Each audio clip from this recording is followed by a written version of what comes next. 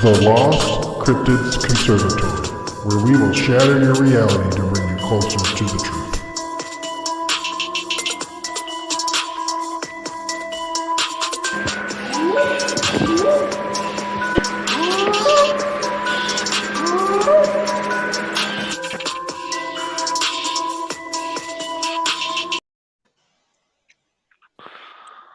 All right, guys, welcome back to another live show from Lost Cryptids Conservatory.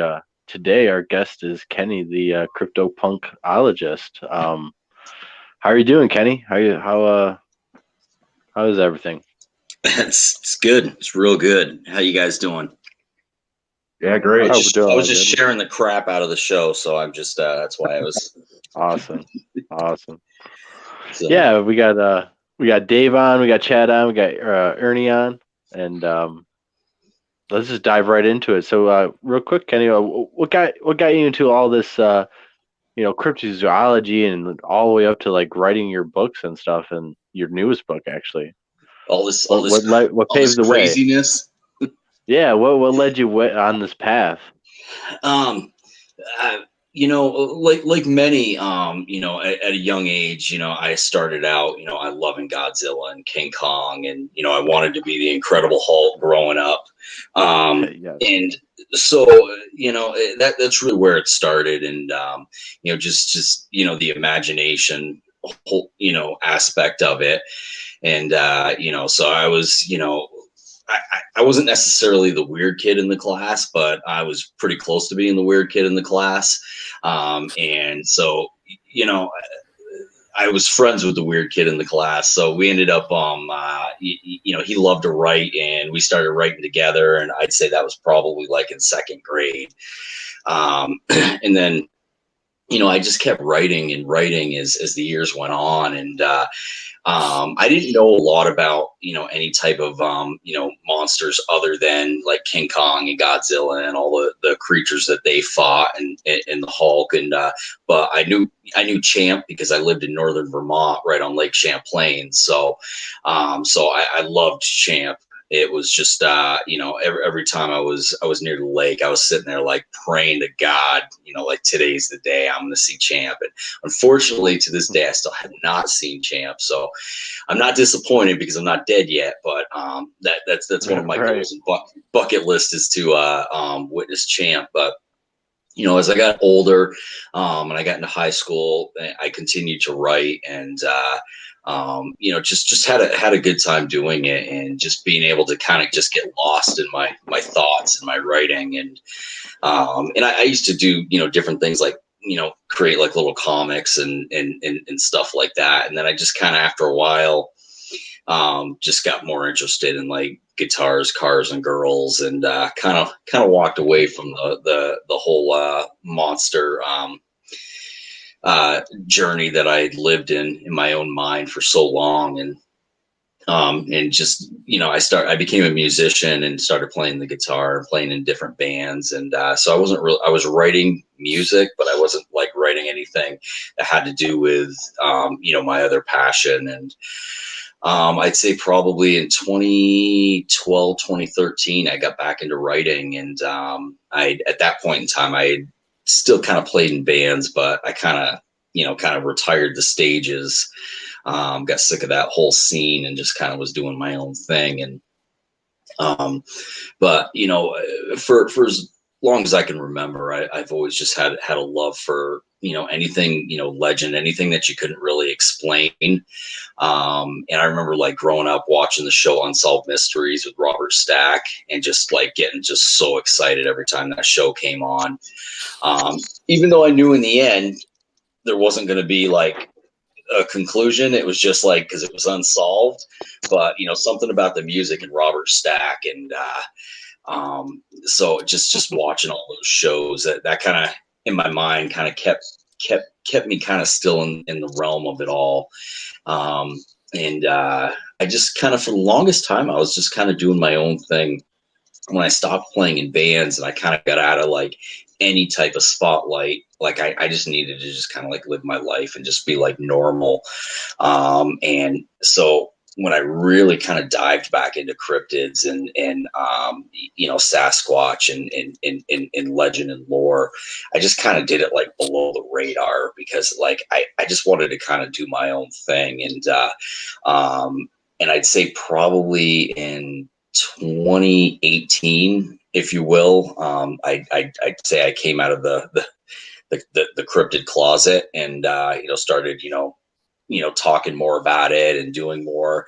I did a lot of speaking engagements and stuff in different places as a writer, about writing books and the direction of it. But I kind of avoided it being like any certain subject, because I know anytime you kind of get into a certain subject, there's a lot of ridicule. And I kind of came out of that with the whole music business, which is a total complete vampire.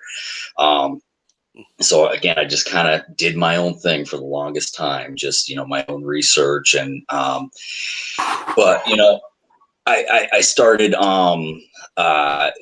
again, got back into writing, and then signed with another publisher. And I'm like, okay, well, now I have to kind of come out, because now I've got an obligation to a publisher, and because we've got to sell books. And so that's kind of where I came out, again, back in like 2018. And I've just been just enjoying it.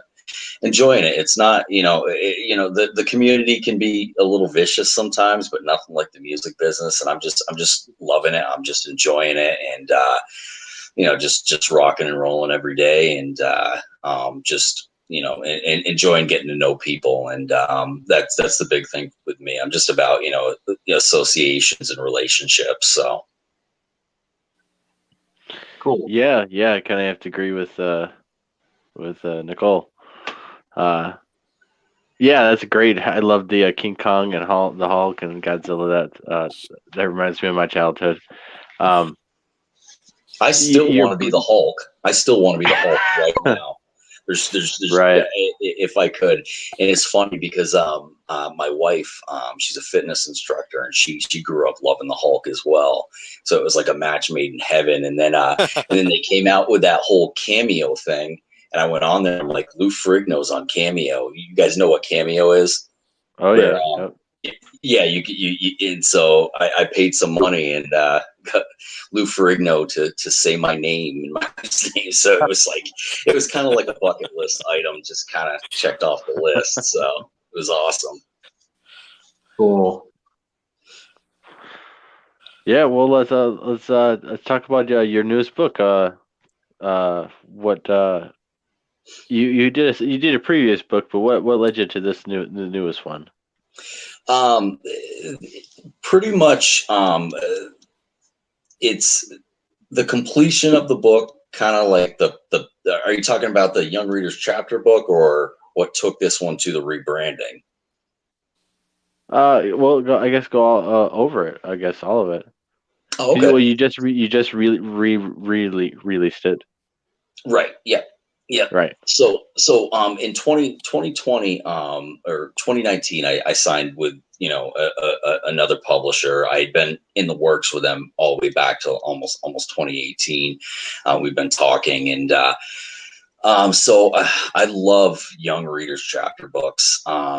It's I've got the mentality and mindset of a third grader.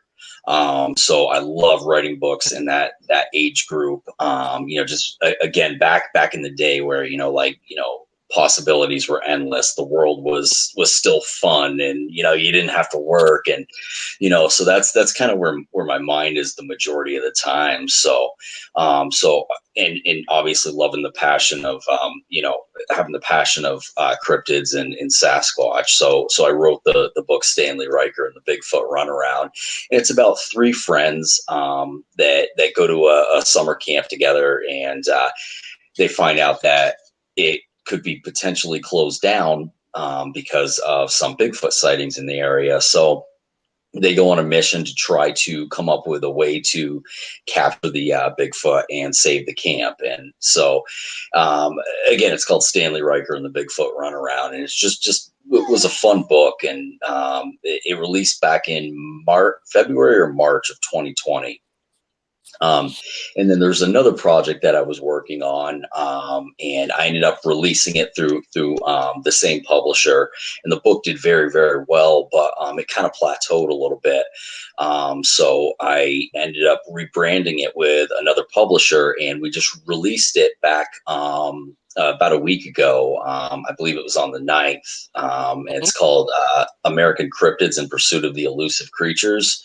And it goes state by state, talking about state history, Native American tradition and lore, as well as like some popular cryptids from the state. It gives a little bit of a background on it, and some recorded encounters, and then each chapter closes out with a Bigfoot encounter that I was able to get in touch with somebody in that state to be able to put that in there, because I didn't want to just go, okay, hi Google, tell me about a Bigfoot encounter in this state, right, and put it in there. So I did use Google, though. What I did was I went in, and let's just say it was Vermont. I would just Google Vermont, like Google Map Vermont, and then pull it up, and then I'd look for a big wooded area, and then I'd look for whatever the small town was near it.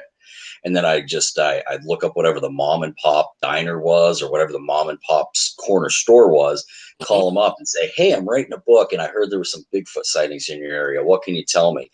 And if they didn't have one themselves, they knew somebody that did. The small towns, everybody knows everybody. So it was great. I was able to talk with a lot of different people, and be able to get an encounter from every single state. There were a few times where the encounter that I was being given didn't really, there was either like too much detail, or the person wanted me to pay them or whatever. And then I'm just like, okay, I'm not looking for anything like that. I'm just looking for, somebody who wants to, tell me what their encounter was. I thought that was going to be a lot more of a task than it was. But like I said, it's just, a lot of these small towns, everybody knows everybody. And, if the person on the phone didn't know of somebody, or didn't have one themselves, they knew of somebody that had claimed it, and then they put me in touch with them. And the ones that I put in the book were the ones that the individuals didn't want their name in it. It was something that had kind of changed their life. And so those are the ones I went with, because for me, it's, somebody who doesn't want their name out there, doesn't want their name necessarily associated with it. They also had a lot more emotion behind what they were saying. And that's kind of what I wanted to put in the book. Like, I didn't want to put any encounters of people that were actually out looking. I love hearing about encounters when people weren't looking, and they just came across it, and they didn't believe, they did nothing prior to it. So all 50 states, every single one of them was somebody that had an encounter that they weren't looking for it, and it just happened. And can you guys hear that noise? Yeah. What was that? It's my little dog. Oh, I just gotta. kind of dog. I'm gonna pick him up and put him on the bed. Hold on a second. Sorry about the white leg there. Oh, that's funny, but I wonder. Could you imagine? Could you imagine an interview with him and Danielle with both their dogs digging holes in the floor at the same time? That would be awesome. He's a good yeah, boy. yeah, it's funny. There you go. Oh yeah, he made an appearance. That's good. Yeah. So that book released back, like I said, about a week ago, and it's done very well.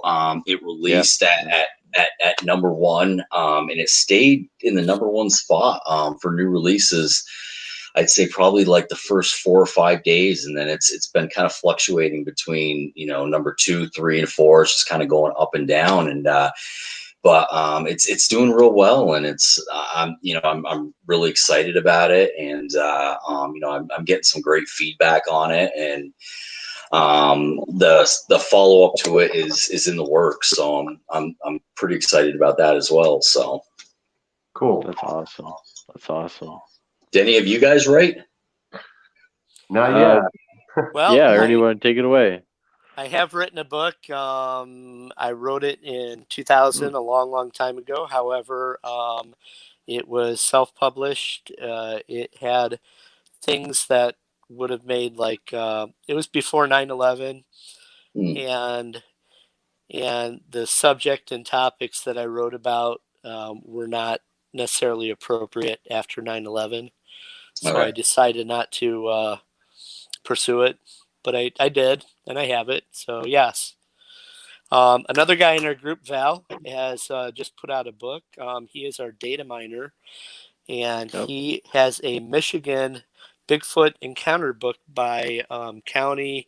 He collects all sorts of reports, and if you want to know anything about Bigfoot in Michigan, go to talk to Val Zavala, and he is at Gumshoe Guy's Corner, Michigan Bigfoot Reporting Center. So absolutely. Awesome. That's fantastic. So you guys, are like a team of researchers. Is that what you guys? Is that what the Lost Cryptid Conservatory is? Truth seekers, Yeah. I guess. Sure. Yeah. Awesome. Excellent. How many? Now it's Ernie's turn. Oh, right now we're I think 11, but Ernie really wants to talk books, and I believe Ernie's written multiple things. Sorry to put you on the spot, Ernie. I haven't written any books at all yet. I have had plans on doing that. I was doing the same thing Val did and collecting reports there, and basically identical book. But I passed that on. I heard about their interest or his interest in it, and let that aside. But I have been working on another. Probably may end up in books someday. Putting something else together. Definitely Bigfoot related, but yeah, it's something I've been interested in for a long time. And the books, that's kind of my thing, I guess. Studying the subject itself and the different writers and the researchers. I find a lot of interest myself in the researchers, even the very colorful group of people, and it's that part interests me. But the Michigan thing, a sighting report book, there was one done before here, but it was, very incomplete, so there would definitely needed to be something more, and Val took that over, and I'm really waiting for the release of that book. I'd be interested in seeing it. I think he's got, more than 1,600 reports documented. Oh, wow. Yeah, really cool. So he has, there's a long history here in Michigan. It's pretty interesting. So I wanted to do that book, but Val did it, and I'm sure it's going to be a really good book. It should be available, I think, here soon. I haven't talked to him recently, last couple of weeks, but I think that'd be coming out here pretty quick. Oh, that's awesome. Yeah, I'll definitely be on the lookout for that. That's fantastic. It's fantastic. Awesome. So you're part of a New York research group. Yes. Bigfoot Research Society. Is that right? New York Bigfoot Society. Okay. Yeah, it's we're in upstate New York. We're just outside of Whitehall, New York is our research area. Right. We don't live down near the Albany area, but we go up there, and That's where we do a lot of our research and different findings and different things. But Whitehall is the epicenter of the Bigfoot sightings on the East Coast. So we're happy to be able to be out here and be in this area and it being accessible to us. So we're really pleased with that and very very excited about that. Well, certainly that, the Whitehall story is a huge story. Yeah, Yeah. it's East Coast story. Is there still recent modern things going on there? Mm-hmm. Oh yeah, yep.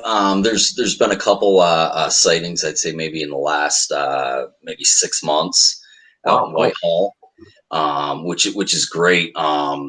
It's just it just keeps it the excitement of going out going on. But yeah, it's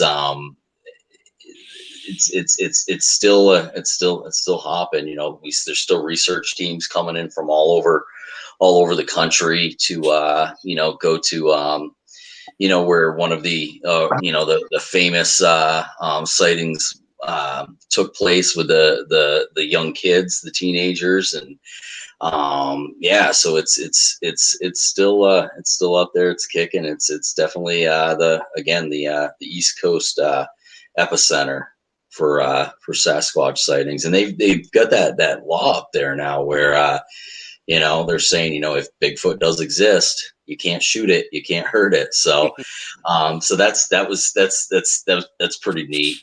That was Paul Bartholomew who had that pushed through. So I'm sure you guys are probably familiar. What's that? Is that county-wide or the city or town of Whitehall? What area? I think it's county. I think it's county-wise. It could be just on the outskirts of the town, but to be honest with you, I don't know the actual radius of what it covers. But it's just it's great that the town actually agreed to it. With but I think it has to do with a lot of the individuals that stepped forward and said that had an encounter. Like Dan Gordon, who unfortunately passed away, but he was the police officer that went and investigated that first famous sighting, and said that he saw walking through the field. So there's definitely been people that have a lot to lose by coming out and talking about it, especially back then when it wasn't like mainstream and it wasn't like popular. So it's again, to have individuals with such credibility to saying, hey, this is what I saw. When Paul I guess approached the town, the town board, they agreed. They said, why not? Hey, if it does exist, let's protect it. So it's beautiful, that the town did that. And again, they brings a lot of researchers in from all over the place. It's brought a lot of TV shows in, like Finding Bigfoot went there, and so if anybody had never heard of Whitehall, they're now going there. So a lot of different documentaries have gone there, like Small Town Monsters went there, and that was part of their documentary. So there's just a lot going on there. And every year they've got their Sasquatch festival they do in September. Brings in people from all over the country, researchers, and people that are interested in the subject. They're able to come out and participate in it. And Paul's one of the speakers every year. I'm going to be there this year. I was supposed to be there last year, but like with every event, it got canceled. So but I'll be there this year speaking with Paul, so I'm pretty excited about that, especially with it being Whitehall, because I've never spoke at Whitehall, so I'm really excited about that. It's going to be a good time. So your group, Awesome. you have your tentacles out in that area locally. Are you getting on scene when there are reports quickly and finding anything?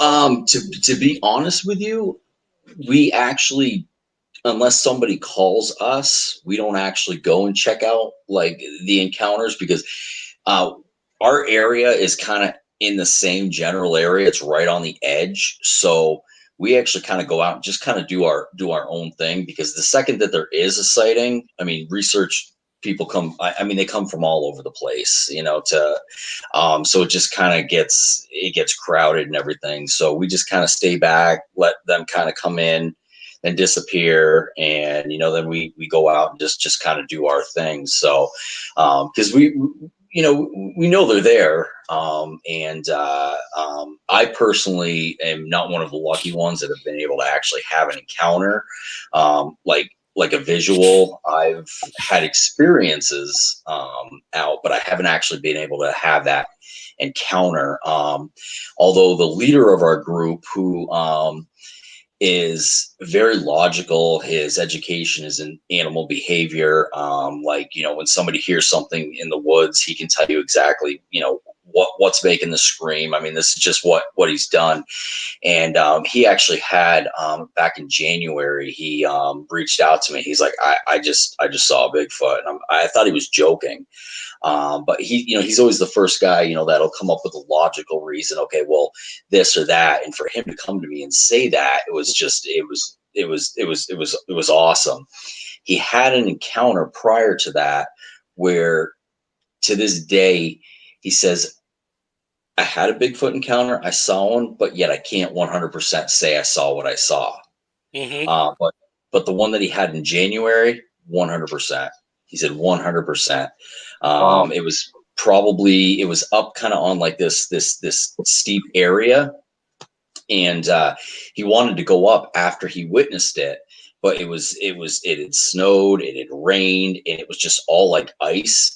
And right after he saw it, probably not even 10 minutes later, out of the clear blue. Now, keep in mind, he's 3 miles into the woods. Like, he's out there. That's just what he does. He's a bushwhacker. He's a survivalist.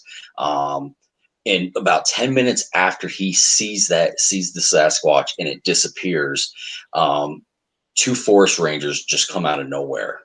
And they're acting all kind of weird towards him, and he's kind of talking to them, and he's telling me about this, and I'm like, man, I'm like, they were tracking him.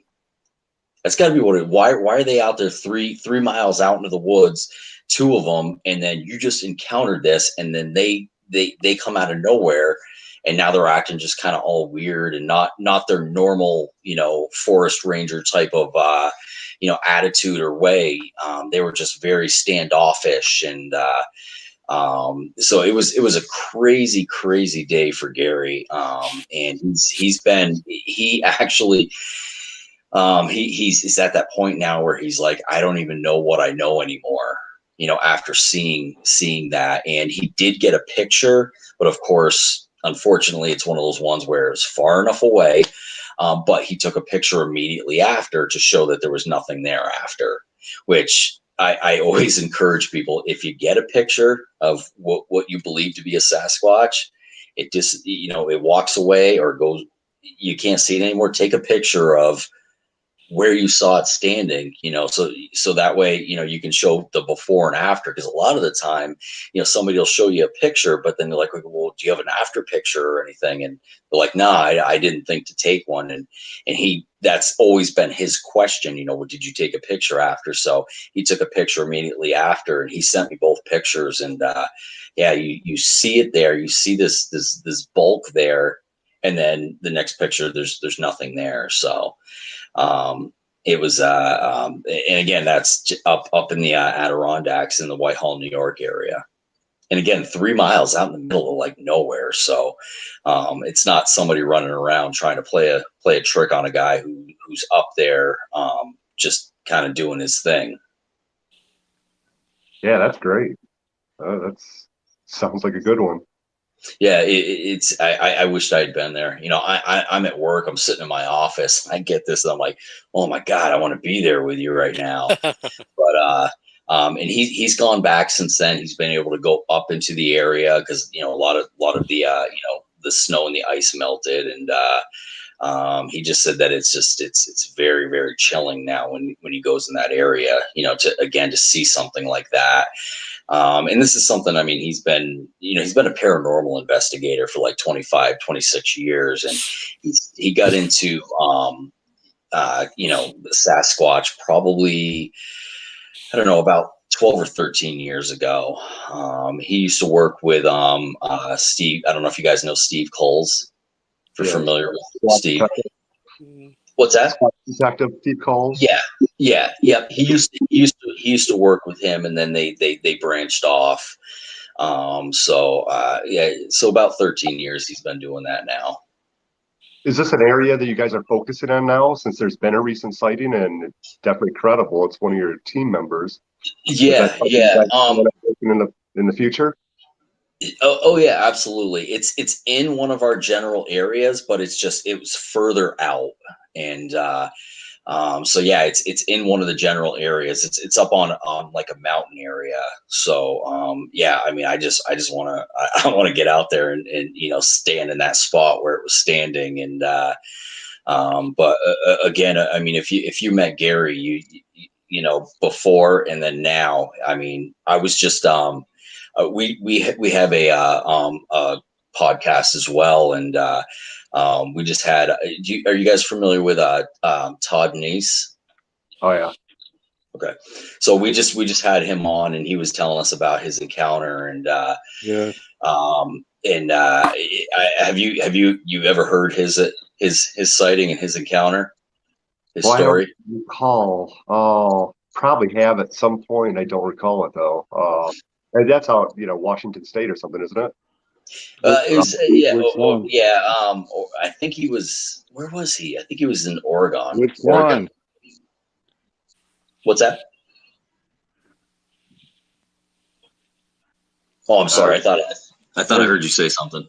Oh, I never actually asked him when I was talking to him where it actually was, but he was in the military at the time, and so we just had just had him on a show at 7 p.m. and it's if you guys get a chance to pull up New York Bigfoot Society, the show with Todd. I mean, it's an amazing story, especially with what was going on at the time, because I'm not going to say anything. I don't want to ruin it. It's just it was awesome. I do. Yeah, well, let's check that out. Yeah, definitely, without a doubt. And it was funny because I've been following Todd for like a long time, and I really appreciate his work and and what he's done. And like I was saying earlier, I'm a huge fan of unsolved mysteries, and I ended up buying a pack of DVDs that were all about legends and monsters, and all Robert Stack's he's the host of it, so I was excited about that. But I put in the Bigfoot one, and I was watching it, and I'm like, oh my god, that's Todd. I didn't realize he was in here. So again, because I'm such a big fan of that show, I'm like all envious of Todd. I'm like, man, you got to be on Unsolved Mysteries with Robert Stack.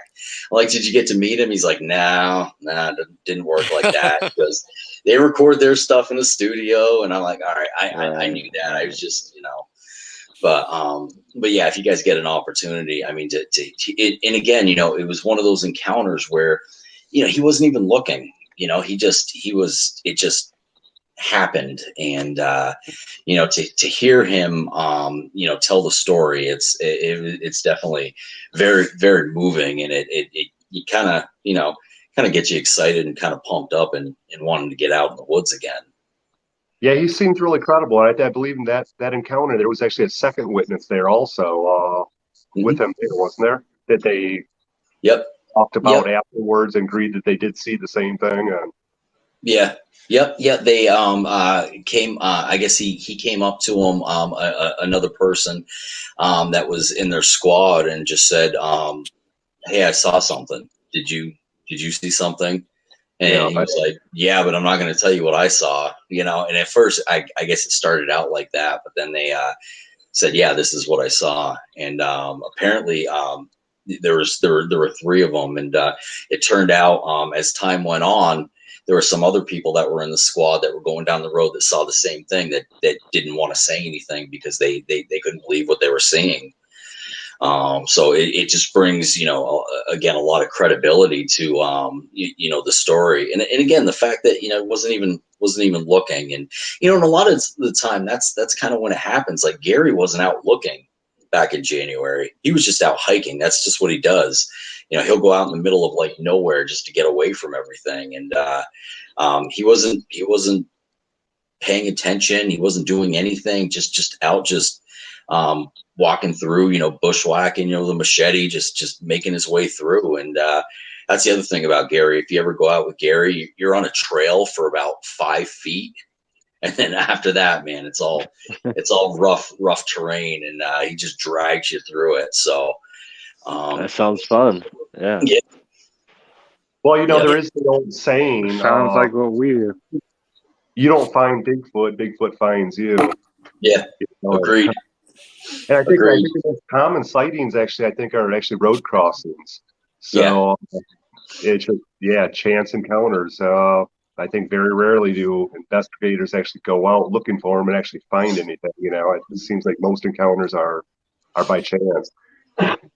Yeah, it's with us. Like when we go out, we come back. People are like, "Oh, what'd you find? What'd you see?" We're just like, "Nothing." Came across nothing. Saw absolutely nothing. No footprints, nothing. You didn't find anything. Everything was exactly the same way as it always is. And then there's other times where you go out and you just have some weird activity that you can't really explain, and you just kind of roll with it. But at the same time, I'm kind of like, again, it just makes you just want to get out there and just it's like I'm never disappointed when I leave and nothing happened. Because, it's kind of therapeutic to be out there in the first place and just to be able to sit there and listen. Most definitely.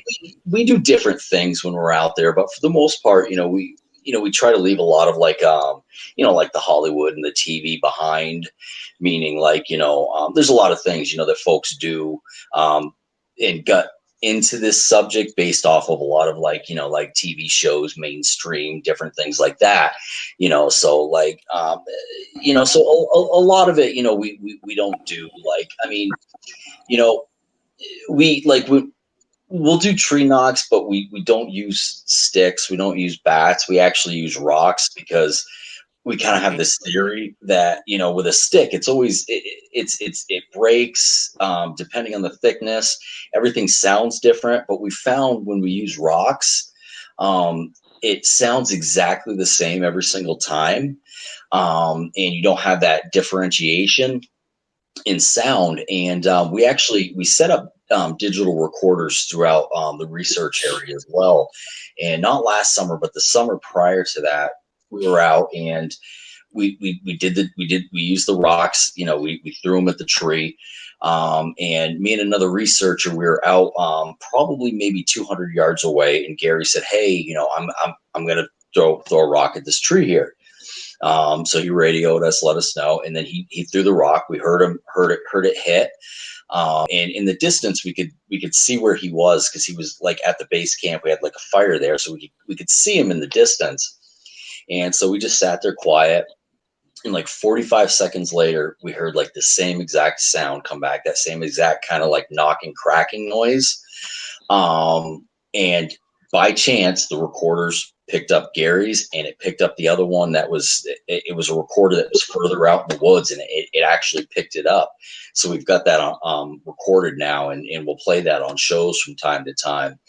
We're not saying it was a Bigfoot. We're not saying it was anything. We just don't know what it is. What we do know is that it was like 1, 2 o'clock in the morning. There was nobody out in the woods. We're out in the middle of nowhere. It was during the summer. There was no wind, so it's not like there was a tree swaying and maybe making like a little crack noise. How sometimes they'll sway. Absolutely nothing. Yeah. Just dead silent. And we can't explain it. We did kind of go in that direction after where we heard it, but we didn't see anything, didn't come across anything. So again, we're not saying it was a Sasquatch encounter, but we are saying that we had an experience, and that's what you hear, when folks talk about, hearing a knockback or something like that,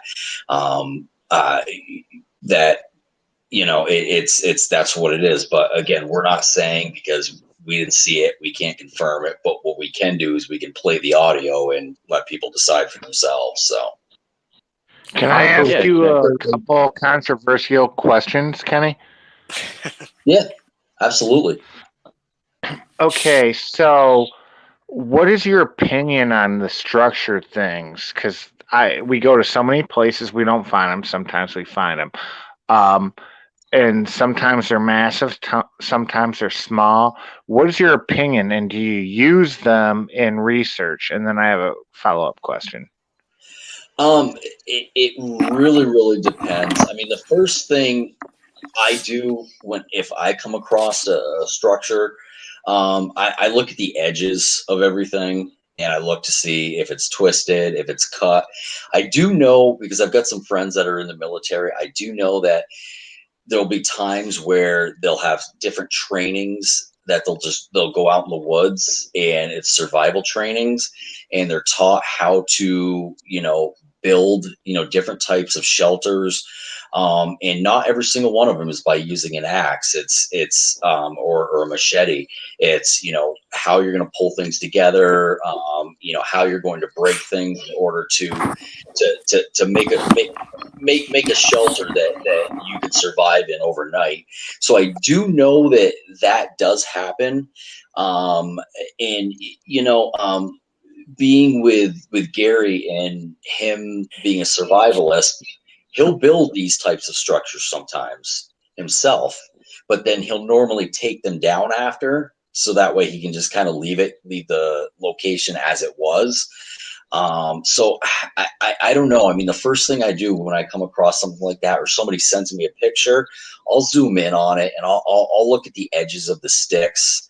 If they're breaks, to me, it's more of a thought, okay, this could very well be something that's non-human. But I mean, if a lot of the time I can look and eventually find where there's like a clean cut or something and say, okay, well, this is something that somebody built. Bushwhackers do that all the time. They go out into the woods, and I never knew this until I joined this group, and they'll build little shelters like that. Some of them will even stay in them overnight instead of a tent. So it can very well be the answer for some of them. And when multiple bushwhackers go out, sometimes they'll build a bigger one, and they'll both stay in it. So I've seen some that I don't know. I know there's a lot of logical reasons of why they could be there. But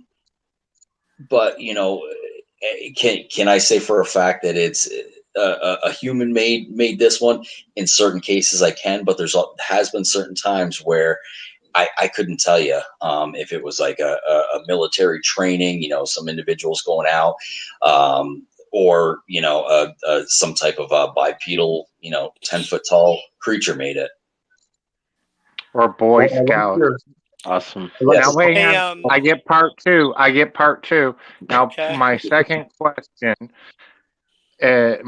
question, Kenny, is what is your opinion on what people call infrasound, zapping, which I call EMF, things that make electronics fail, batteries drain, things that have made people sick, possibly. Okay, this just we're saying because it's happened to me. Sure. And it's possible with EMF. What's your opinion on that? Have you ever experienced it, or do you know people that have? Do you look into it? Yeah, I personally have never experienced it myself, but many people that I know of have, where they kind of get that, fight or flight feeling, or they get like a major headache or really sick to their stomach. So I mean, we know it exists with certain animals. Tigers can give off that low guttural tone. So we know it's real. We know it exists. Again, I personally have never experienced it myself. But there's a lot of people, that have a lot of credibility, that have stated that I felt this, and this is what I believe this was. So Have you ever experienced battery drain, unexpected things, or corrupt files ever? Yes. Yep, that's happened multiple times with us. We've brought out different pieces of equipment, and as soon as we started them up, a couple minutes later, they were completely drained. We Gary, this I wasn't with him at this time, but he was out in our research area, but he didn't go far in, and he just had some weird things going on in the woods. Like for instance, he'll put like trail cams up, come back and get them a couple weeks later, go through the pictures, put them back up. And he ended up getting one of the trail cameras, and he was going to put it up, and then it started taking pictures. He just kept taking pictures and taking pictures. So he's banging on it, trying to get it to stop. So he's like, all right, well, I'm just going to take the batteries out of it. So he actually took the batteries out of it.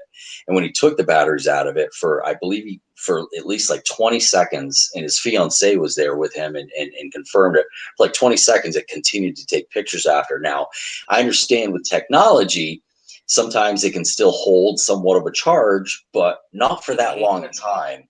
At some point, like, maybe a second or so, it's still got some juice in it, but for almost 20 seconds later, it just kept taking pictures, and then it finally stopped. He put the batteries back in it, and the batteries were drained. They were completely dead. And then they had a couple other weird things that happened that night. Like, I'm sure you guys have, been out in the woods as much as you have. You've looked up and you've seen that light out in the middle of nowhere that shouldn't be there for some reason. It's just there, and there's no explanation for it.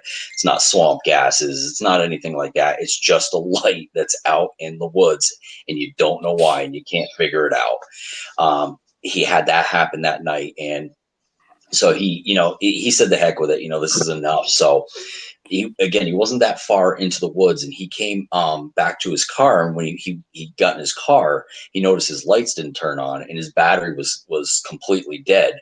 Now, his car was only a couple years old, and he drove it from the Albany, New York area up into the Whitehall area, which is our research area is a little over an hour away from Albany. Stopped once, got a drink, started it up again, no issues, absolutely no issues at all.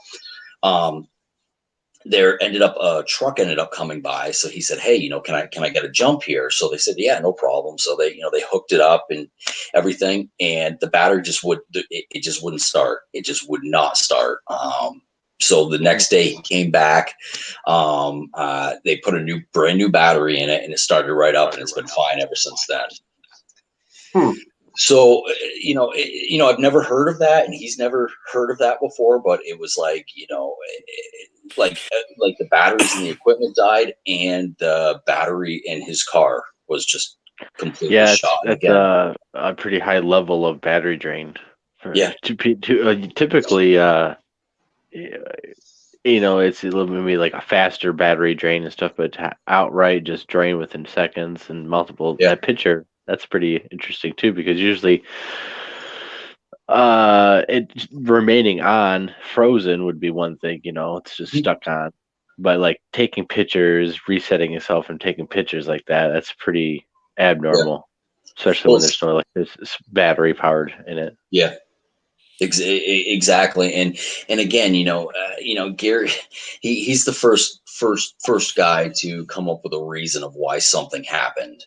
And, when he can't, he just, and he's hardcore with coming up with an explanation. Okay, it could logically be this. And, it's, again, the fact that he can't even explain any of that. And again, you should be able to, even if it drained your battery in your car, you should still be able to at least have enough to be able to just turn it over and at least get it going. Absolutely nothing. But when they put a brand new battery in it, it was good. Hey, Kenny, I have a question for you. You are the CryptoPunk. What is your favorite crypto and why? Okay. I am a huge Champ fan. Lake Champlain Monster, just because I that was like the first cryptid that I ever heard about. And I just, again, growing up in Vermont near Lake Champlain, I just, fell in love with the thought of this huge serpentine creature in the water. And so again, a lot of people see me as a Bigfoot guy, but I mean, I'm next to not. I'm 100% a Champ guy. I love everything about the legend of Champ. I mean, even to this day, I mean, you know, when I'm near the lake, man, I mean, if I can get a tiny little glimpse of the lake, I'm just sitting there staring at it because I want to see Champ. I want to see Champ. And but yeah, that's without a doubt my favorite cryptid, without a doubt. All right, I got two questions. First off is what do you think Champ is? And uh, another question is knowing that the majority of sightings evidence in New York has been found in the Whitehall area. Is there a reason? Do you think the it's all concentrated in that area? Food or other resources, and why is like the maybe like paranormal side happening there too? You know, I mean, if you look at the Adirondacks, I mean, it's like a million and some odd acres of forest, Yeah, huge. and it's all right through there. So I would say that that's probably, you know, one of the reasons, because there's so much forest land there, that if, you know, you've got something that's, you know, 8, 9, 10 feet tall, and it's going to survive anywhere. It's going to be in a climate location like that. So I would have to say that that's probably one of the reasons why that area is, because obviously as you get further south, you know, it becomes more populated. But Right. after, I'd say after like Saratoga area, it starts to kind of, you know, fizzle out a little bit, and then right around the Lake George area, it becomes, you know, more, you know, forest area, and that's really where the Adirondacks area really starts. And then just from there north, it's just country and forest. So, and Whitehall is just kind of like right in that middle general area. And and to be honest with you, I'm sure that there's probably just as many sightings in some of the other counties and some of the other towns, but I think probably because Whitehall is famous for certain sightings, by certain again, you know, the chief of police and different individuals, a business owner out there who owns the golf course. I think maybe we hear about it more because of that.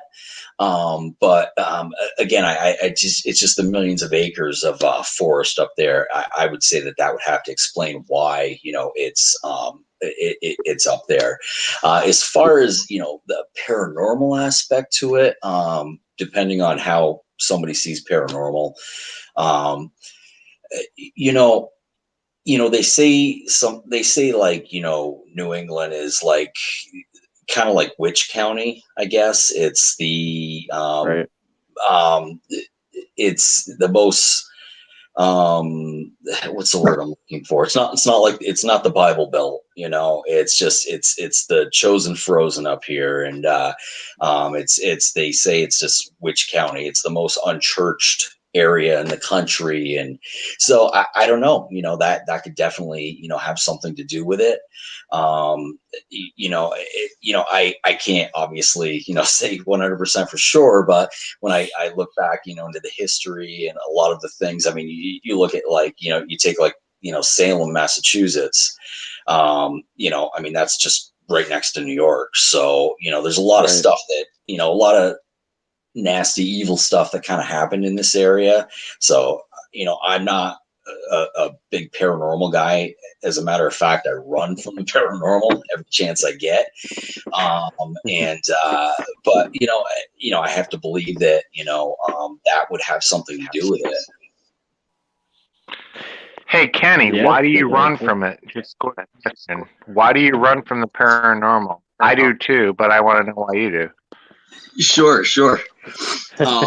So I just, I've grown up a believer in God, and I'm a Christian, and you know, so to me, it just, I don't know what it is, and I'm not, you know, like getting, I mean, I've seen movies and I know it's Hollywood, but I don't know, I just, you know, something that doesn't want to be seen will try to get away from you, but you know, something attaching to me or whatever. I just that's not, it's not my thing. I'm just like, I'm like, yeah.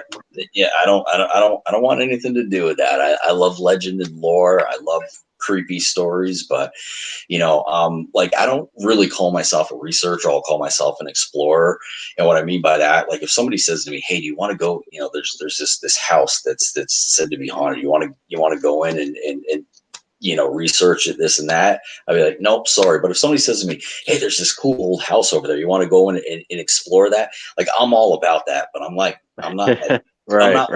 I'm not looking to see anything move. I'm not looking to hear anything like that. I just I try to I just avoid that, as much as possible. And if I see something, I'm just like, okay, I'm out of here.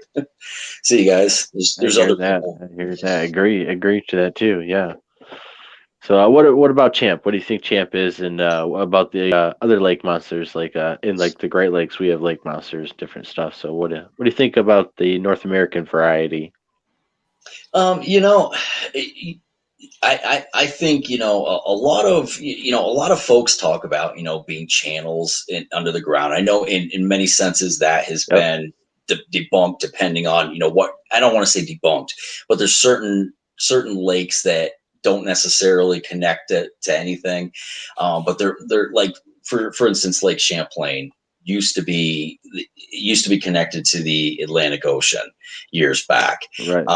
And then the glaciers froze over, yada yada yada, and then it became a freshwater lake. Well, um, I still believe that there's got to be something that's still connecting the two to a degree, and I think that's I think just like Sasquatch. I think any of these lake monsters, or something that hasn't necessarily been discovered. That's maybe living underground and coming up, eventually living in caverns underground. And there's so many, in if they are connected to the oceans, if they aren't anymore, I have to believe at one point in time they probably were. I mean, we can't. I mean, I can't say for sure. I mean, I can read the history books that say some were and some weren't, but I mean, who was there a million years ago writing it, saying, I don't know. So I have to believe that, again, just like Bigfoot, something that's not necessarily discovered yet, maybe witnessed, maybe seen. And as far as Champ, something that again, when it was part of the Atlantic Ocean, ended up maybe getting trapped in there, and just living way down. I mean, the deepest section of the lake is 400 feet. So for a lake, that's pretty deep. So, but who's to say also that there isn't another level, that you can go underneath even further? All that, none of that's been 100% explored. It's just like the ocean. I mean, you can only go down so far. There's areas of the ocean depths that have never been explored. And, in reality, they talk about how much the earth is covered with water. Um, in reality, I mean, the whole earth is covered with water, 100%. We just happen to have these Right. nice little islands. So, somewhere under there, I believe that there's got to be some type of connection where they connect and they can get in and out. Yeah, you're talking about karst topography and underground water channels that create cave systems, but Yeah. underground water passages through the earth. It makes sense, water Mhm. that all over goes through rocks, and definitely connects underground. Um, and we definitely know that they're real, and the science behind that is relatively new. It's not Mhm. understandable, obviously, because we don't go into these caverns and spaces.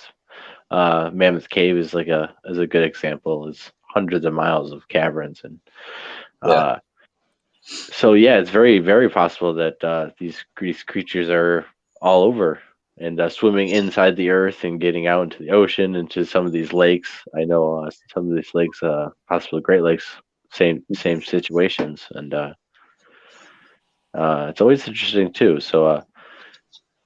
What do you think it is? Do you think it's more like a serpent type thing, or like a plesiosaur, Like, what's the body shape that you imagine it to be? I mean, more.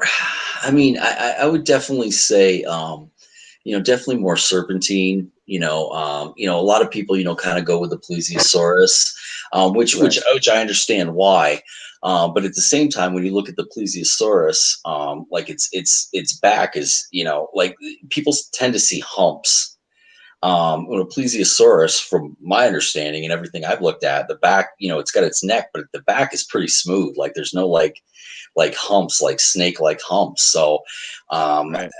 so that, for me, that's why I kind of steer away from the plesiosaurus, and see it as again some type of large undiscovered type of serpentine type of whatever you want to call it, like a large eel slash whatever it is. So Kenny, that's my do you believe there would be breeding populations of them?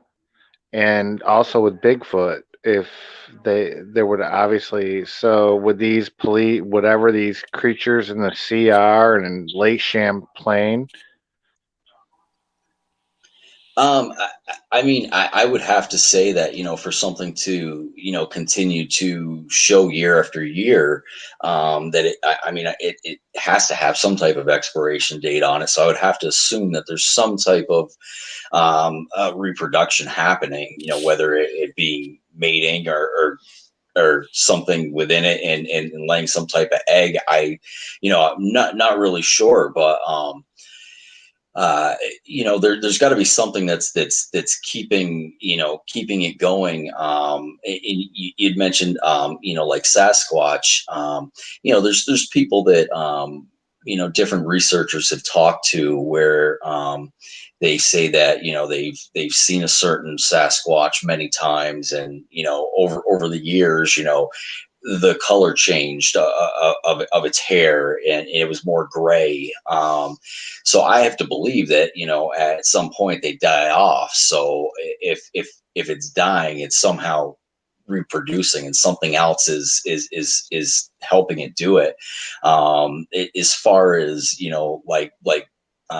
anything aquatic, there's all different methods that they have, about this just laying eggs and then something else fertilizing it, and different aspects like that. So I have to believe that there's maybe what they saw years ago as champ may not necessarily be the same champ that individuals are seeing nowadays. Like you've got the two individuals, Scott and Katie, who are big into champ, and Katie was the one that in Port Henry, New York, actually got the protected order in to not be able to hurt champ if champ existed. So I mean, as far as I know, or I'm concerned, I mean, I would have to believe that it has its life cycle, and like everything else, it does reproduce, and until we can actually obviously get the 100% facts and truth on it, we won't know. But again, I have to believe that it's every living thing has its expiration date, and so there's got to be some type of breeding population or some type of way that it reproduces and continues the generation lifespan. Hey, Exactly. Kenny, what kind of things does your group go out and do that would result in collecting that kind of evidence as to its existence, reproduction, whatnot? What do you guys look for? As far as I mean, we'll look for multiple. I mean, to be honest with you, like we haven't looked for anything like how would something reproduce or anything like that. I will say that we found in some of our research areas, we have found different size prints, which obviously shows that something's reproducing, because something's smaller, maybe child size, which would be like what I would consider my foot, and then something a larger print. So other than that, I mean, there's as far as the biology behind it. There's nothing in that sense that we actually go out and look for and how something's reproducing. We look for different things like seasons and like migrating, from one area to another. But as far as anything like that, I personally, since I've been with the group, haven't done anything in regards to researching that aspect of the subject. Hey, I for one certainly appreciate your cautious approach to the evidence and the claims you make. That's really cool, But I also wonder, in Lake Champlain, are there sturgeon in that lake? Is it a possibility that some of these serpent-like sightings could be something like that? I mean, it's almost like a prehistoric-looking fish with humps and stuff on it, and they grow quite Yeah, pretty big. Are they present in Lake Champlain? They are. Yep. Without a doubt. They are absolutely. And that's been one of the theories. Because there's been recorded captures of like 6, 7, 8, 9 feet long. And so that's big to be in a lake. So that's one of the theories, but at the same time, that's big, but it's compared to like, what some of like the credible witnesses that have come forth and talked about, something of that size in the distance where they saw it. I mean, you really wouldn't even see it. So I will say that I believe that would be one of the reasons for some of the sightings, what some individuals might actually see and might think they're seeing. If they look, the side of their boat or something, and they see something swim by, that's thick, and it's dark, and it goes by. It very well could have been, that without a doubt. But I don't think it accounts for every single sighting. And not only that, what's the word I'm looking for? That they put down in the water. To take underwater pictures, sonar and stuff. Sonar, yeah. Especially nowadays, different sonars, can actually, pick up and actually, when it picks something up, can actually, to a degree, tell you, different aspects about it, right. Like length, width. So something like that. Some of the sonar images and some of the evidence that's been collected by like Katie Elizabeth, is definitely shown that it's bigger than whatever it is showing under there. A lot of people say, talk about it being 50 feet long, this and that. Most researchers that study Champ, and it's like kind of like their main focus, they'll tell you that that's incorrect, that it's closer to like 20, 25 feet, that it's not that big as 50 feet like a lot of people say. But that's Champ that we're talking about.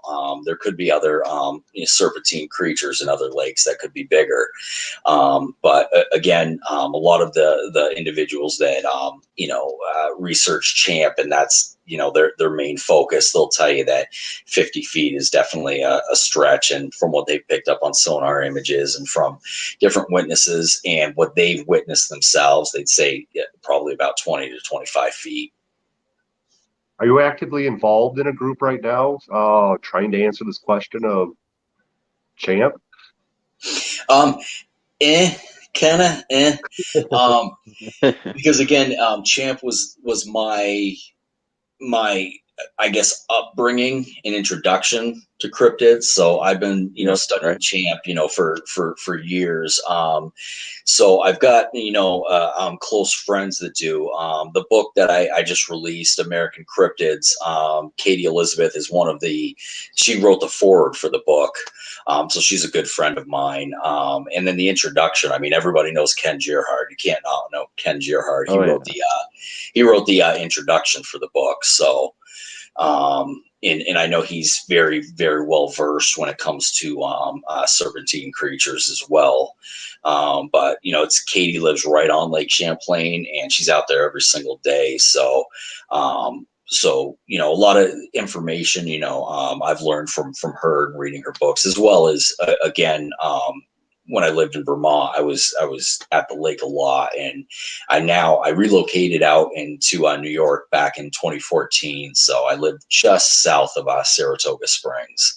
So I'm nowhere near the lake anymore, unfortunately. But I am near Lake George, and there's a theory that there's a lake monster in Lake George called Georgie. Although the people that originally started it and started talking about it ended up admitting that it was a hoax, that it wasn't real, that they made it up. But the cool thing about it is they may have said that, but Lake George is a vacation area. People come in from all over the country to vacation there.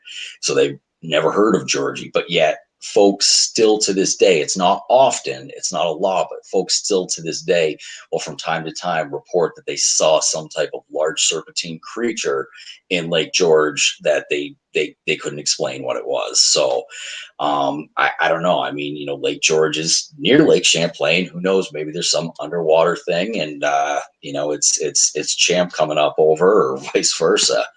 So you never know. I mean, every lake has, from what I've learned, every lake has some type of legend to it.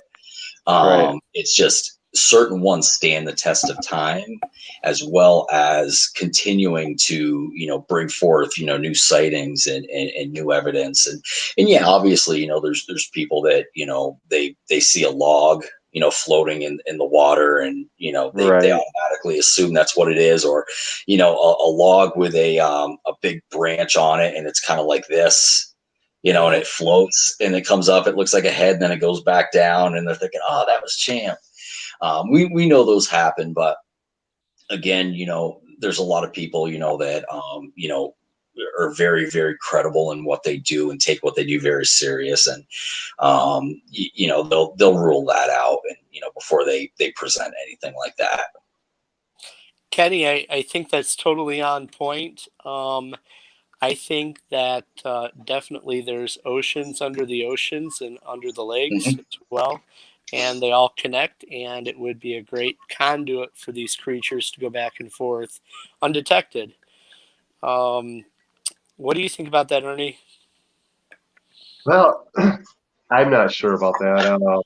Honestly, I just really don't know. Not something I've spent a whole lot of time thinking about, but it seems like, the sonar stuff, and at least some of these lakes, it seems like they're mapped fairly well. I know the Great Lakes are mapped fairly well, and I guess they could be caves or something, but I just don't know.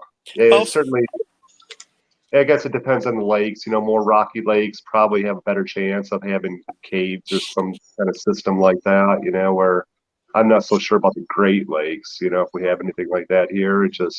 I think they're mapped pretty well in this day and age there's definitely connections. All the lakes are Great Lakes. There's other places as well, like Greenland, where there have been reports of a huge inland sea underneath the ice. That could be could confine any kind of cryptids, any kind of animals or prehistoric beasts. And that has the potential for existing as well. So I think there's a lot of stuff out there that we really have to learn about yet. Oh, have you guys ever seen that movie? I think it was called The Meg. It's about the mega shark. Yeah. Yep. Yeah, exactly. like that was, I mean, the thing is they thought they were at the bottom, and I know it's a fictional story, but it's really got to make you think. It's like they thought they were at the bottom of the ocean. They went, and then it turned out that wasn't the bottom, and they went further down, and then that's where they came across all these creatures. So, and who's to say that that there isn't some truth to that? It might be the Marianas Trench, I think. I don't remember the depth of that, maybe 30,000 feet. That's like, 5 or 6 miles deep or something Right. like that. I Right. could be wrong in those numbers, but it's extremely deep and almost unexplored at this point. So, I mean, who knows what lives down there? And that's kind of one of the theories, I think, with Megalodon, that maybe it does still exist. There's a lot of people would love to find, proof of that for sure. Or other things. It's a cool thing to think about. Maybe they Well, do exist, and then you see like giant bites out of like very large creatures that wash up on shore. Something took bites into these things, and something pretty large seemingly. So I don't know. I guess that's definitely a possibility. Oceans are, at this point, very very little of it's been explored. I mean, I think we've mapped out some of the bottom, but the creatures that live there. There's still continuously new creatures being discovered, in the oceans and on land, I guess, also. So yeah, I don't think we're done discovering animal life here on Earth by any means. Well, I mean, I don't. I mean, we can't even discover everything that isn't underwater.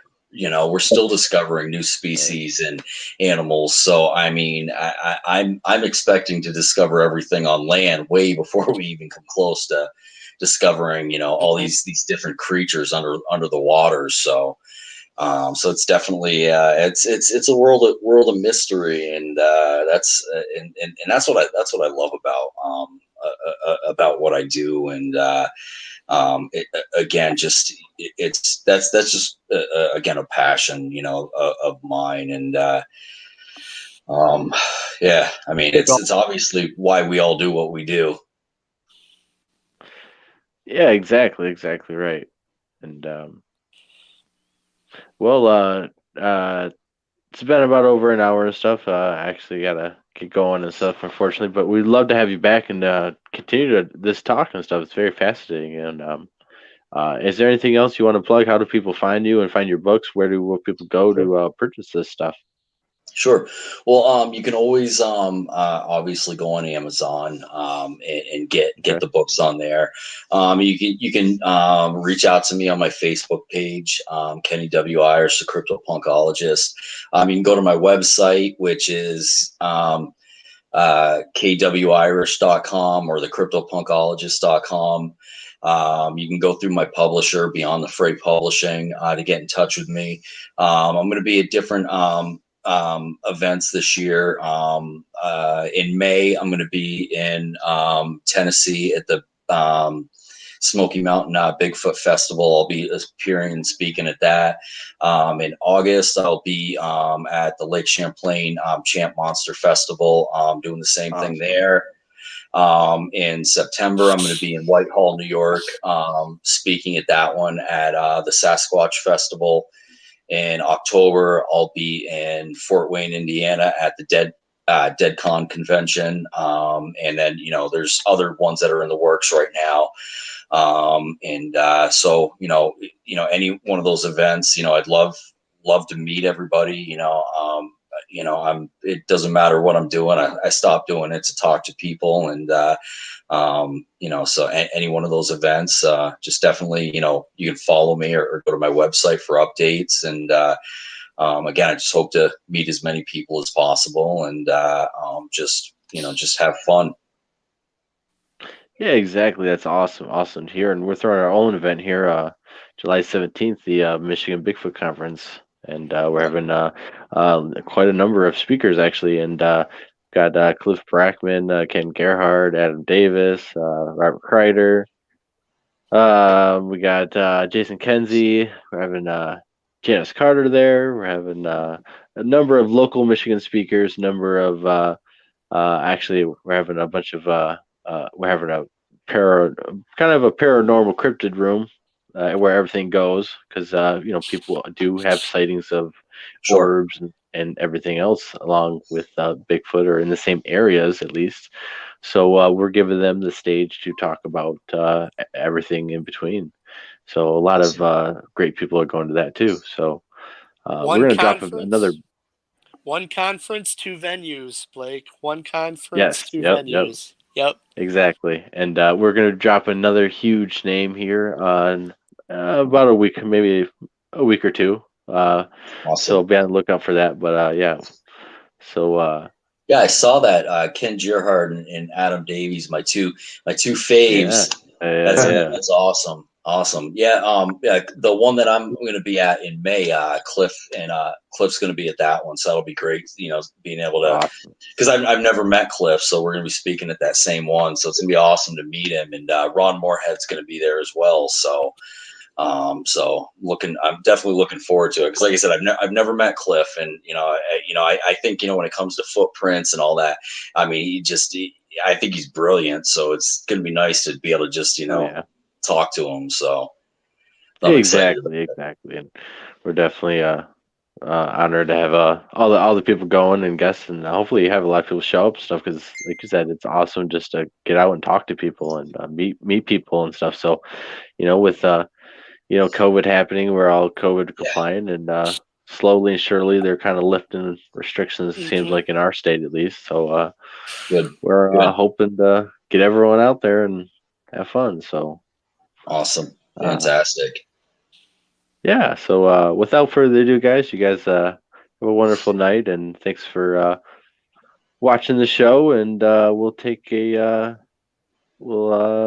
have another show here in a couple days. So have fun. Thank you.